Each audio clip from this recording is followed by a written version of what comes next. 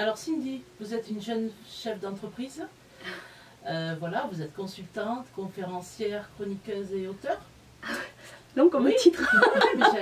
J'aime bien, enfin, ça vous va très bien. Merci. Alors conjuguer famille, loisirs et travail, ça peut sembler parfois un vrai casse-tête. Et moi j'aurais quelques questions en très peu de mots. Qu'est-ce qui vous permet de garder votre équilibre? Alors j'ai une chance incroyable, c'est que j'ai un mari qui est tempéré, qui est modéré, qui est plus calme que moi et qui m'apaise. C'est quelqu'un qui m'écoute énormément parce qu'il faut savoir que mon travail fait que c'est d'écouter la priorité et donc parfois j'intériorise beaucoup de choses et même sous le couvert bien sûr de l'absolue confidentialité, de pouvoir parfois partager, de se sentir écouté, ça participe vraiment de mon équilibre. Pour tout tenir, je me couche relativement tôt, il faut le savoir, pas comme les poules n'en viennent pas loin, vers 9h30 je monte, je lis, voilà, ce sont des moments qui m'appartiennent. J'ai aussi besoin de sortir, de marcher, ça me fait beaucoup de bien, donc ce sont autant de petites choses qui me permettent de maintenir un équilibre et surtout, je me couche le soir en ayant à cœur de ne verbaliser et de ne revenir que sur les choses positives qui se sont passées dans le courant de la journée, parce que je suis quelqu'un qui peut être facilement amené à peu dormir. Et donc du coup, pour ne pas ressasser, eh bien, je décide de faire travailler mon cerveau que sur les choses positives qui se sont déroulées. Donc ce soir, mesdames, vous ferez partie de ce moment où je repenserai. Votre devise, pas de souci. Et justement, je reviens, voilà, vous avez un parcours, vous n'êtes pas gersoise, vous n'êtes pas gersoise, Cindy. Non, c'est vrai. Voilà. Quel a été votre déclic? Qu'est-ce qui vous a poussé à démarrer ce projet? Enfin, ce projet, votre parcours. Il est dans le Gers.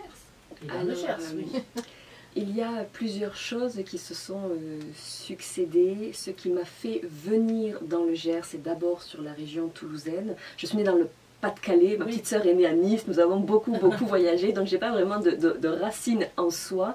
Mais ce qui a fait que j'ai souhaité quitter Montpellier, là où j'avais fait mes études, c'est parce que entre l'âge de 18 et 20 ans, j'ai eu l'immense chance et responsabilité de coordonner la mission Médecins du Monde, où j'intervenais auprès des personnes qui se prostituées sur Montpellier, en vue non pas de juger si ce qu'elles faisaient c'était bien ou mal, mais de leur offrir la possibilité d'apprendre à protéger leur santé et à se protéger en cas de violence, notamment de la part de clients ou de proxénètes. Cette expérience de vie, je vous en parle parce qu'elle a structuré énormément de choses, puisque au moment de prendre la responsabilité à part entière de cette mission, elle était composée de 18 bénévoles, j'ai perdu 5 filles sur le terrain. 5 dames, dont un travesti et un transsexuel, qui ont tous été assassinés la même nuit, de façon horrible, de façon différente. Ça a été un véritable choc psychologique. Je connaissais tout de leur histoire, de leur vie, de leur parcours, de ce qu'elles mettaient en place pour pouvoir s'en sortir. Et le fait que leur vie se soit arrêtée comme ça, d'un coup d'un seul, ça a été un traumatisme très fort pour moi. Et ça a été le déclic qui a fait que j'ai décidé à ce moment-là que mes contrariétés du quotidien, mon manque de confiance en moi, que ma peur de l'échec, que ce qui faisait que j'étais terne et triste au quotidien, ça ne pouvait plus avoir lieu parce que moi, j'avais la chance d'être là, de vivre, de me lever le matin, d'avoir un toit, d'avoir une famille qui veillait sur moi. Et à ce moment-là, ça a été fédérateur. Je n'ai pas eu le cran, et je dois le dire, de rester sur Montpellier. Ça a blessé mon cœur de façon suffisamment forte pour que je ne veuille plus voir un abribus, que je ne veuille plus recôtoyer les lieux, les ponts sous lesquels elles ont été jetées. Il fallait que je change. Et donc je suis arrivée sur Toulouse et puis j'ai vécu un certain nombre d'expériences professionnelles qui se sont cumulées les unes aux autres et qui ont été pour moi extrêmement douloureuses puisque tout simplement l'harcèlement moral, le licenciement abusif, la mise au placard, ce sont des choses qui se sont cumulées dans toutes les entreprises où je suis intervenue à tel point que je me demandais si c'était moi qui été à l'origine de tout ceci. Ça m'a fait perdre totalement confiance en moi. Je ne me supportais plus, je ne pouvais plus me regarder dans un miroir, je n'arrivais plus à réfléchir. J'étais complètement démobilisée et en souffrance. Et ça a été le second déclic majeur qui a été de se dire, depuis l'âge de 17 ans, Cindy, tu aspires à devenir chef d'entreprise. J'ignorais encore ce que je ferais de ma vie, mais être indépendante, se lever le matin et avoir la conviction de porter jusqu'au bout un projet, ça c'était un leitmotiv très fort.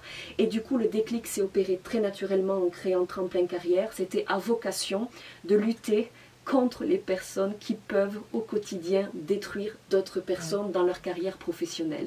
Et du coup, ça a été vraiment un enjeu de chaque instant, de se dire qu'importe mon âge, qu'importe ma taille, qu'importe le fait que je sois une femme, qu'importe le fait que je m'installe dans un territoire qui ne soit pas a priori avec la zone de chalandise la plus développée, et bien que je puisse mener ce projet et me battre pour faire en sorte, humblement, mais de faire en sorte que les chefs d'entreprise puissent être mieux outillés en pouvant apprendre à mieux dire les choses, comment faire pour lorsque l'on est triste, savoir comment on peut se reconvertir, comment on peut se repositionner, comment on peut obtenir une promotion de carrière, comment on peut tout simplement croire en son avenir professionnel. C'est comme ça, Corinne, que ce projet s'est créé et que je suis arrivée dans le Gers parce que je suis tombée amoureuse d'un Gers. Pure souche. Et j'ai posé mes valises là et sans regret parce que c'est la première fois que je me suis sentie bien quelque part. C'est très bien. Je voudrais juste terminer avant de repasser la parole à Karine. Quel conseil aimeriez-vous donner à une autre femme qui n'ose pas se lancer? C'est un peu ce que vous venez de dire, mais vous, comment vous pouvez... Moi, j'ai envie de dire à toutes les femmes qu'il y a deux façons de voir la vie. Souvent, il y a une philosophie qui est, vous savez, l'adage « je ne crois que ce que je vois ». Eh bien, je voudrais simplement vous proposer de prendre cet adage et de le modifier un peu en disant « je ne vois que ce que je crois ».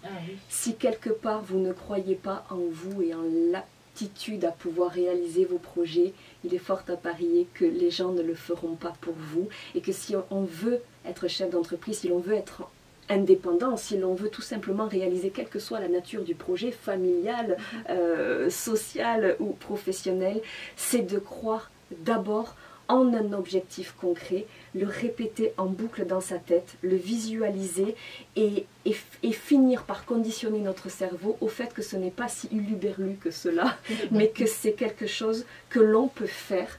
Et donc, si je devais transmettre un conseil, ce serait, mesdames, croyez en vos rêves, autorisez-vous simplement à croire que c'est possible, parce que si ce n'est pas là le premier déclic, il est fort à parier que les choses ne se mettent pas forcément en place. Donc croyez en vous. Merci.